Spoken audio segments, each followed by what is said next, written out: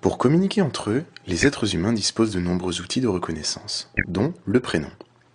Ça permet à chacun d'être différent dans un même groupe, de pouvoir être appelé ou être reconnu. Pour les ordinateurs, c'est à peu près la même chose. Dès le début de l'ère informatique, on a essayé de mettre en relation différents ordinateurs. Dès lors, au sein d'un réseau, il fallait qu'on puisse les différencier. Et au lieu de leur donner des prénoms, on leur a donné des numéros. C'est ce qu'on appelle l'adresse IP.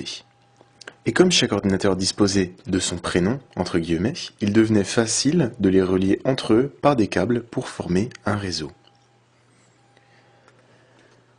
Et c'est en 1969 que des universités américaines eurent une grande idée. Elle consistait à relier 4 universités à travers tous les États-Unis afin de former un réseau pour permettre le partage de données scientifiques.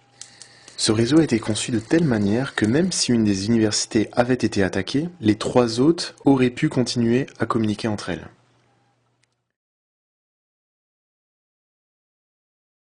Malgré un engouement général, un problème est rapidement apparu. Prenons l'exemple de 3 ordinateurs. Sur le numéro 1, on héberge un site internet. Pour que les 2 autres ordinateurs puissent accéder à ce site, il fallait obligatoirement connaître le numéro de celui qui héberge le site.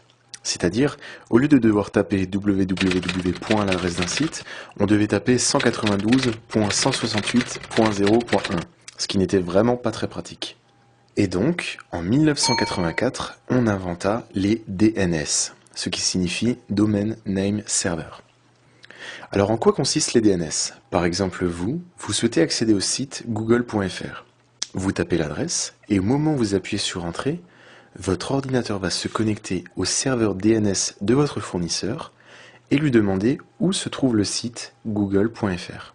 Votre fournisseur sait, dans sa base de données, que l'ordinateur qui héberge le site google.fr est le 72.14.207.99 et vous redirige, sans même que vous le sachiez, vers ce serveur. Pour résumer, vous tapez sur votre ordinateur l'adresse d'un site.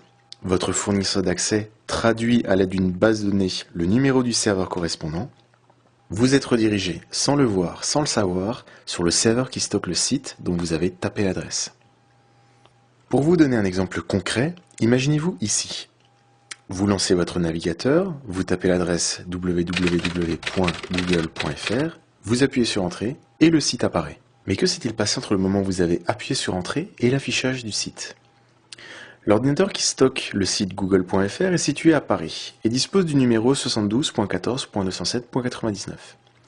Vous avez tapé google.fr. Au moment où vous avez appuyé sur Entrée, votre ordinateur s'est connecté à votre fournisseur d'accès, lui a demandé où se trouve le serveur qui stocke google.fr et vous avez été redirigé vers le 72.14.207.99.